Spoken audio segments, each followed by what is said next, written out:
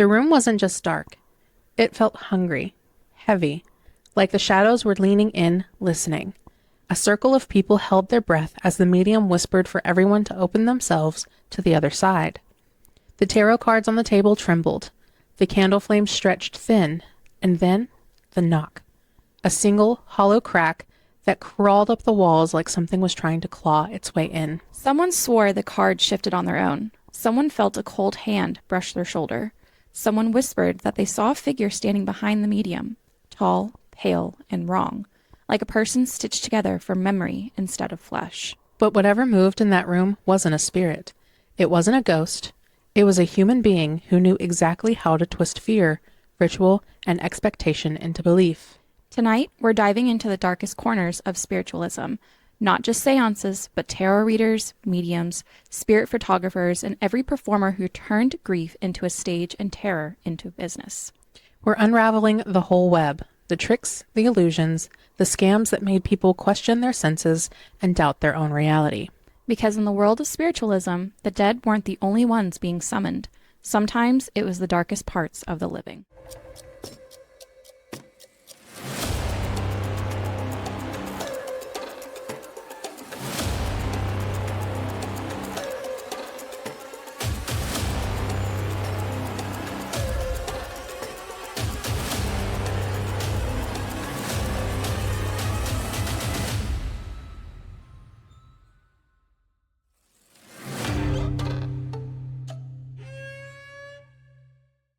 Hi, hello. Hello. I'm Denisha, And I'm Ashley. and this is the Afterlife Hotline. Anyway, Yes.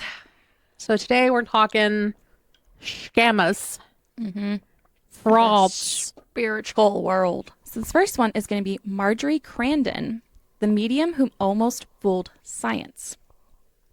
Mina Margery Crandon was born in 1888 and became one of America's most famous physical mediums during the 1920s. Unlike tarot readers or clairvoyants, Margery claimed spirits could physically interact with the world through her. During seances, she said her deceased brother, Walter, was the spirit making contact. She and her husband, Dr. Leroy Crandon, hosted seances in their Boston home that attracted scientists, doctors, journalists, and wealthy socialites. People claimed to witness bells ringing by themselves, tables moving, objects flying through the room, spirit voices, cold breezes, hands appearing in the darkness, and messages written by the spirits. The room was usually almost completely dark because Margery said bright light weakened the spirits. That detail later became one of the biggest criticisms. I can see why. Yeah. I can't see what's going on. In the 1920s, Scientific American magazine offered a $2,500 prize worth tens of thousands of dollars today to anyone who could demonstrate genuine psychic abilities under controlled conditions. Margery became the most famous contestant. A committee investigated her for months. Some investigators became convinced she had genuine abilities. Others weren't so sure. Enter Harry Houdini. Houdini had spent years exposing fraudulent mediums. He attended Margery's seances expecting trickery. That's kind of a hard sentence to say. Say that, especially with his name. Yeah. Say that 3 times fast. Expecting trickery. According to Houdini, he observed objects moving only when lights were out, suspicious body movements, and opportunities for hidden manipulation. One famous accusation was that she rang bells using parts of her body while investigators couldn't see. Houdini even designed special equipment intended to limit her movements during seances. Margery protested that the restraints prevented the spirits from working. So the committee never unanimously agreed she possessed paranormal powers. She never received the prize. Supporters argued Houdini was determined to debunk every medium no matter what. Skeptics argued she relied on darkness, distraction, and clever deception. To this day, believers and skeptics still debate whether there was anything unexplained happening. That kind of reminds me of the most recent Satori and what's his name from the Conjuring house. Yeah. I don't keep up with the times, but I am familiar with the names. I don't think they were faking, but all of this, like, trying to debunk what they're doing, it just reminds me of that, but like modern day. Also, look at me nails. So cute. And I put a ladybug. And then on this side, I put a little caterpillar inchworm thingy. I was going to say that definitely. I thought it was a worm. So my first one, and let's see if I can do this without messing up, is going to be about the Fox sisters. And they are the ones who accidentally created a religion. Oh, So, interesting. right. So in 1848, in a tiny farmhouse in Hydesville, New York, two teenage girls, Maggie and Katie Fox, claimed they could talk to the dead. It started with simple knocks, taps on the walls, taps under the floorboards, taps that seemed to answer questions. Parents called neighbors to witness, and soon the whole town was convinced that the Fox sisters had opened a door to the other side. Those knocks became the foundation of American spiritualism, a movement that would sweep the country for decades. People weren't just curious, they were grieving. The mid 1800s were full of disease, war, and loss. The idea that you could sit in a parlor and hear your loved ones knock back to answer questions was intoxicating. But behind the scenes, Maggie and Kate were just kids who had discovered a trick. They could crack their toe joints loudly enough to echo throughout the room. They practiced until they could rap answers on command. The older sister, Leah, saw the money-making potential and turned them into touring celebrities. They performed in packed theaters, earning today's equivalent of millions. Wow. As they grew older, the pressure started to crush them. Alcoholism, family conflict, and the guilt ate at them until in 1888, Maggie finally broke. On stage in New York, she confessed absolutely everything. The toe cracking, the manipulation, the lies, and she demonstrated the trick live, showing reporters exactly how she would make the spirit raps. So she's just sitting there cracking her toes to make knocks. Wow. That's going to have, like, you're going to have some. The fallout was explosive. Spiritualists called her a traitor. Skeptics said, "We told you so," but the movement somehow didn't die. People kept believing because belief had become bigger than the girls who started it. The Fox sisters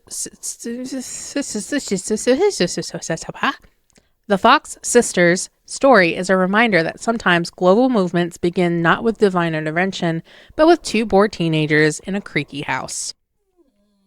Just imagine, like, you're just I would get so fucking tired of that. I bet you walking around for the rest of their lives, their feet were so sore. yeah. So they would sit there and probably just Others. Ira and William Davenport were brothers from New York who became famous in the 1850s. They claimed spirits helped them perform incredible supernatural feats. Unlike most mediums, they toured the country performing in theaters. Think of them as the paranormal celebrities of the Victorian era. Their signature performance involved a wooden cabinet. Before the performance, audience members tied the brothers tightly with ropes. Their wrists and ankles were supposedly secured. Musical instruments like guitars, tambourines, bells, violins were placed inside the cabinet, and the doors were shut. Bells rang, tambourines played, violins sounded, hands appeared through the openings, and the cabinet shook violently. When the doors opened, the brothers appeared to still be tightly tied up. People believed spirits had been playing the instruments. Many investigators believe they were. Others noticed inconsistencies. Magicians argued the brothers simply had exceptional escape skills. Why this was such a big deal? The Davenport brothers helped make seances into entertainment. Thousands attended. Some viewed it as a religion. Others saw it as theater. Many modern escape artists, including Houdini, were inspired by similar illusion techniques. I was about to say, it seems like very much like magician, like that's what inspired it all. we see, because I'll watch compilations of like America's Got Talent, X Factor, and stuff like that, and that's very much all of the magicians, all of the magicians who come through do some kind of act like that. Yep. Also, I'm very interested because it was 1850 something that they did that, Yes. and the Fox sisters were 1848. So I wonder if the Fox sisters kind of like Influence. yeah, Yeah. Well, weren't they from New York too? New York, and they performed in theaters. Yeah. And so did these guys. Yeah. They were probably like influenced by the Fox sisters.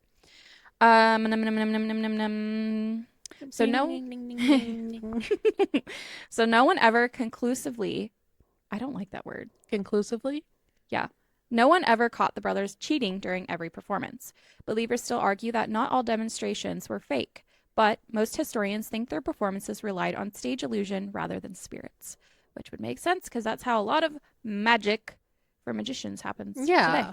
Yeah, for sure. Because, like, there's one, and I distinctly I think the difference is that they claim that spirits were. Oh, yeah. The ones that were doing it. Yeah. Because I know one of the I think it was America's Got Talent. It could have been, I don't know, one of the shows. There was a magician and his assistant. The assistant got put in a clear box, had her hand through a hole, and they covered the box so you could only see the hand.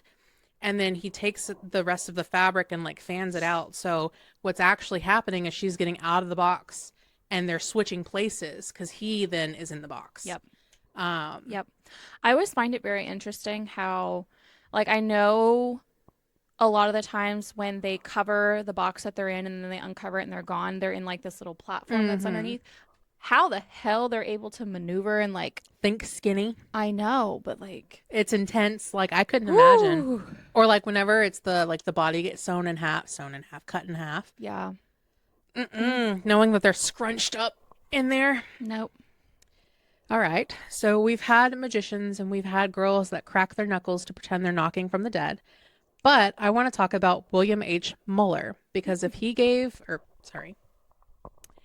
the Fox sisters gave spirits a voice, he gave them a face. Oh.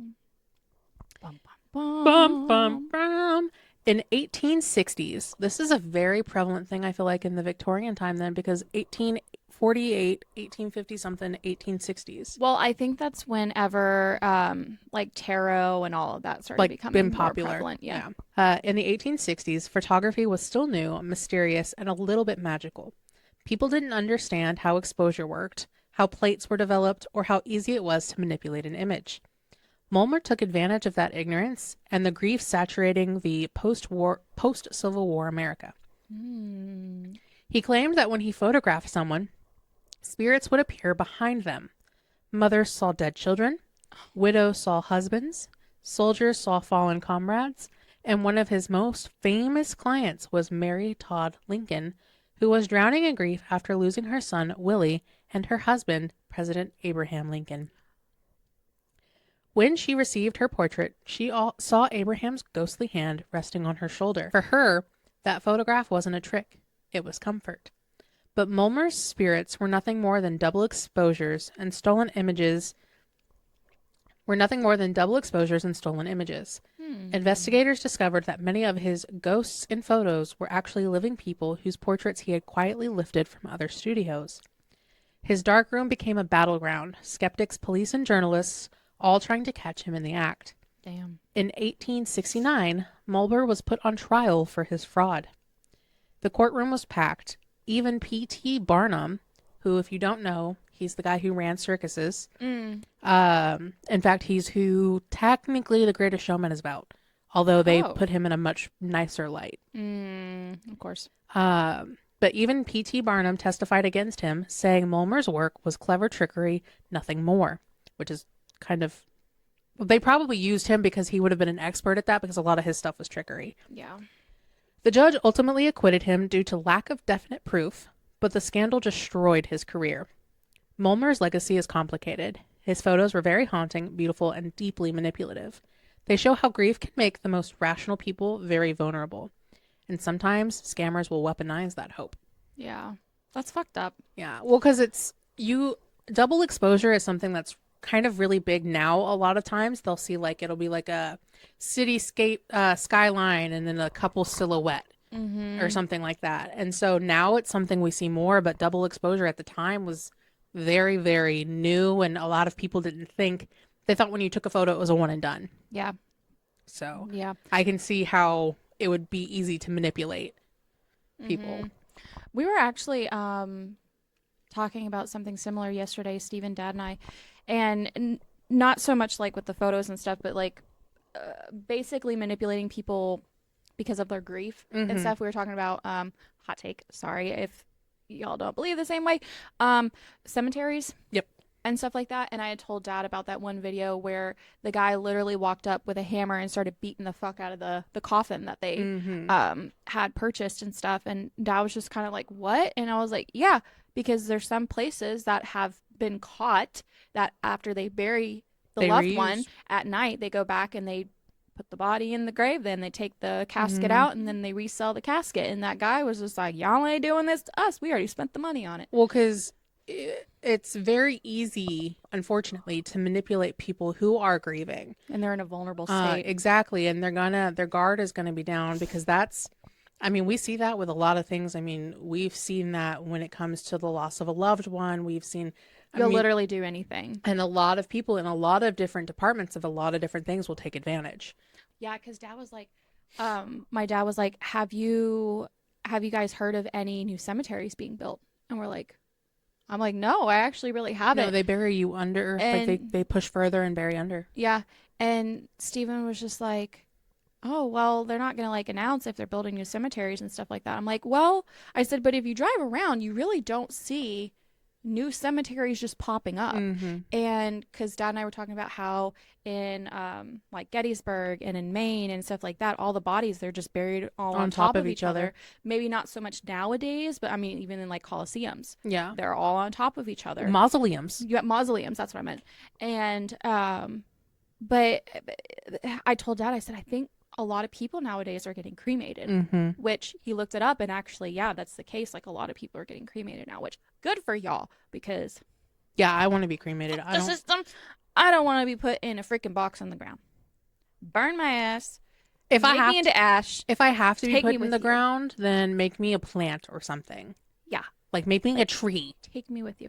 But I want to be a potted plant, because then I want to be able to go around with you guys. Fair, like, don't plant me at a house, at a location that you might move and then away y'all from. dip, and then like an asshole family comes in or something. Could you imagine? And then they cut me down. Oh my gosh. I'd be haunting them. Oh no. You know, somebody was actually talking about how they believe that trees are spirits in the lifetime that they're just supposed to have complete rest. That would, that kind of does make sense though, because I've seen a lot of witches say that if somebody's ever wronged you, go tell the trees and go tell the water. Yep. But if they're resting, but then someone has been grieved upon, then they'll go and, because I mean, they're living things. And so, I mean, it makes sense. And they were just like, yeah, trees are just souls in a certain lifetime where they're just wanting to just be able to rest. They don't want to have to move. They just want to be. It makes me think of Sleepy Hollow, because the guy comes out of the tree and there's a lot of faces and blood and stuff in the tree. It also kind of reminds me of You moved it. Where'd it go? The Bargainer series. Where in that one woods, the trees were eating the people. Because there was the lilac wine. The soldiers were being consumed by the trees. Maybe I need to reread that shit, because I forgot a lot. I still need to finish it. The one and only Theresa Caputo, America's most famous TV medium. Not gonna lie, I used to watch her. Oh, I did too. Yeah. Long Island medium. Yep. She TLC, was the OG wasn't it? of the duck nails. Yeah, and because she was on TLC. Yep. Oh, yeah, she man. was. Oh, man. Theresa Caputo became a household name through TLC's Long Island medium, which premiered in 2011. Damn. Really? Yeah. I figured it would have been at least like the early 2000s. Yeah. Damn. She says she's been able to communicate with spirits since she was a child and uses images, feelings, and messages from loved ones who have passed away to deliver readings. Millions of people have watched her give emotional readings to families looking for comfort and closure after losing someone they love. She's also toured the country with live shows and written several best-selling books. I will say, do I believe she could have had a gift? Possibly. But whenever you start exploiting capitalizing on it and all that kind of stuff, because very Ed Warren of you. Yeah, and like, I don't, if I had a gift like that, I would never want to do shows ever, because that would just be so draining. I couldn't do it. So why is she controversial? Unlike some famous mediums, Theresa has never been proven in court to be fraud. Instead, most of the debate centers around how she gives her readings. Skeptics believe she used a technique called cold readings, where someone starts with a broad statement, like mentioning a father figure or heart problems, and becomes more specific based on the person's reactions. feel like a lot of Yeah. them do that. Others have questioned whether the TV show's editing made her readings appear more accurate by only showing the strongest moments. Also, Gotta love editing. yeah. Usually that's how it goes. However, there's no public evidence that her readings were staged or that she secretly gathered information about clients beforehand. Supporters argue that Theresa provides details she couldn't possibly know, and more importantly, has helped countless people find peace after losing loved ones. Whether you believe Theresa Caputo is genuinely communicating with spirits or think psychology and television editing explains her success, she's one of the most recognizable and debated mediums in the world today. So what do you think? Is Theresa Caputo the real deal, or is there another explanation for what people experience during her readings? I think she could possibly. I think she just took advantage. Yeah. And then editing is going to make it look more. Well, and I mean, they do that on every single TLC yeah. show. I mean, Dance Moms, or was it Dance Moms? Yeah. Dance Moms. With Abby. Yeah. Which, there's a whole thing on that, but I'm not going to get into it. So my next one, my final one for that matter, is going to be about Miss Cleo. Now, I know Miss Cleo needs to ring bells to people because as soon as Ashley brought up this name, ring my bell, ring my bell, my brain was like, why didn't I fucking think of Miss Cleo? I literally watched the documentary on her all the fucking time.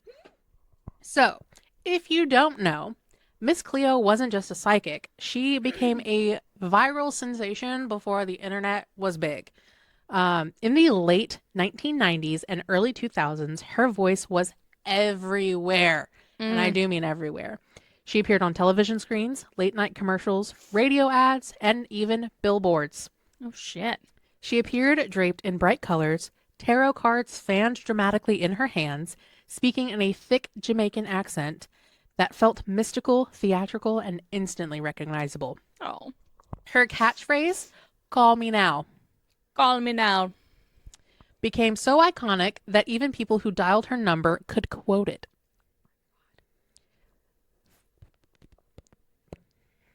My hand didn't want to scroll.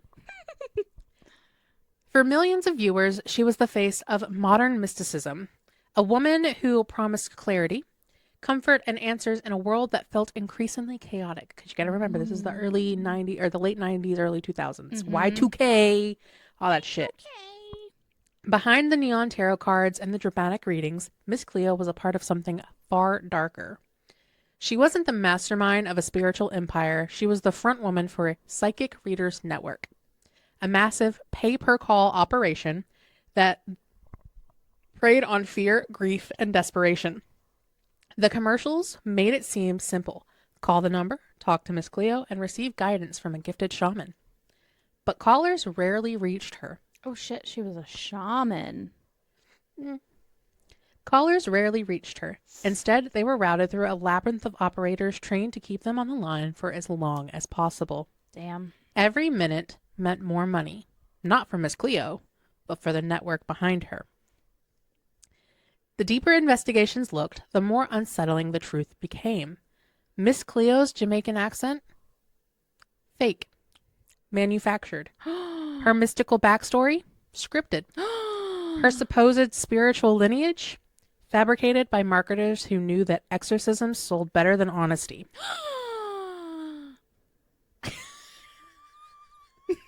I fucking hate you. Shut the fuck up. In reality, Miss Cleo, born Yuri Del Harris, was from Los Angeles, not Jamaica. She's not a shaman, and she wasn't a priestess. She wasn't even one writing her television readings. She was an actress hired to play a role, and the Psychic Readers Network used her image to build a $1 million empire. Oh my God. Do you remember seeing her commercials? Mm-mm. Oh my goodness. I remember those commercials. Mm-mm. The scandal broke wide in 2002 when the Federal Trade Commission charged the Psychic Readers Network with deceptive practices. Customers had been misled, manipulated, and drained of hundreds of millions of dollars. Some callers were grieving parents desperate for closure. Some were in financial crisis looking for hope. Some were lonely, isolated, or scared. And the network and the network exploited every single one of them. Miss Cleo herself wasn't held legally responsible. She didn't run the operation. She didn't manage the billing. She didn't design the scam. She still participated in it, though. But her face, her voice, and persona became inseparable from the fraud. What makes her story so haunting isn't just the deception. It's the way she became a symbol for how modern spiritualism can be weaponized. She wasn't cracking toe joints in a dark parlor like the Fox sisters. She wasn't manipulating photographs or pretending to be a magician. Her stage was brighter, louder, and more public. Yeah, she had the internet. Yeah, and the TV. Yeah. But the core was the same. People wanted answers. They wanted comfort, and they wanted to believe someone could see what they couldn't. And scammers know exactly how to sell that belief. Her legacy is complicated. She became a pop culture icon, meme, and nostalgic reference point. But beneath the humor and the catchphrases lies a story about vulnerability, exploitation, and the dangerous line between performance and belief. Her scandal reminds us that spiritualism didn't end with seances and photography. It evolved and adapted with the time, finding new ways to reach people who were hurting. I can't believe you've never seen her commercial. I have not. It's just so sad that a lot of this stuff was like just used to like bank off of people's sorrows. Don't you really want to know? Okay, I was wondering who the father of my baby was. All right, let's take a look. It's the one that's very unpleasant, okay? Okay. And he's also the one that had another girlfriend while he was sleeping with you. Yes, he did. Yep. Notice her Jamaican accent's gone. Love how your accent goes away mid-video. Multiple times, yeah. Start talking like you're from LA, and then all of a sudden, shame on you. Shame on the network, too. When the candles finally gutter out and the last tarot card is gathered from the table, the truth settles in like dust. The knocks, the shadows, and the apparitions, none of them came from beyond the veil. They came from people who understood how fear works, how grief works, how easy it is to haunt someone without ever touching the supernatural. Every scandal we explored tonight, from mediums who bent their bodies into impossible shapes, to tarot readers who stacked their decks, to photographers who conjured ghosts from stolen faces, was built on manipulation, not magic, not spirits, just human hands and human intentions. Because the real horror isn't the idea of spirits reaching out, it's the idea that someone living is willing to exploit your deepest pain just to make you believe they can. And maybe that's why these stories linger. Not because of the ghosts, but because of the people who pretend to be them. People who understood that the human mind can be haunted without a single spirit in the room. Thank you for joining us tonight. And remember, when the lights go out, it's not the dead you should fear. It's the ones who know how to make you think they're still here. And if you have any experiences with somebody who's spiritually scammed you, because, you know, to be fair, I feel like now the modern scam is when you follow a tarot reader or something on TikTok, and like 5 of their private profiles will then follow you and DM you and be like, I've been summoned. called. I've been drawn to your profile. Can I do a reading for you, dear? And I'm like, And then you do a reading and they're like, okay, $25, please. mm-hmm. No, you cannot. So yeah, let us know. I'll do my own reading. The Afterlife Hotline at gmail.com. Even if you haven't been scammed by a medium or a psychic or a tarot reader or anything like that, even if you just have like a good experience with them. Yeah, I would know. love to talk about I good know. experiences Yeah. too. Like stuff that they were like actually legit. Yeah. And spot on. And I think that all would be the a good really things. cool like juxtaposition from this episode to talk about. Damn. I need Miss Lucy to be here because she's had so many experiences throughout her life. Yeah. I want to know all the tea. Yeah, give us the tea. Give us this tea. You can even give it to us and follow us and email us and DM us on all of these socials. All of these places. All of these. Blip, blip, blip, blip, blip, blip, blip, Call us now. Call us now. The answer's in the cards. Yes. Mamma mia. We go from Jamaican to fucking Italian. Anyway. The one who doesn't like the meatballs. Keep one foot in the living world. And 1 year on the line. Bye.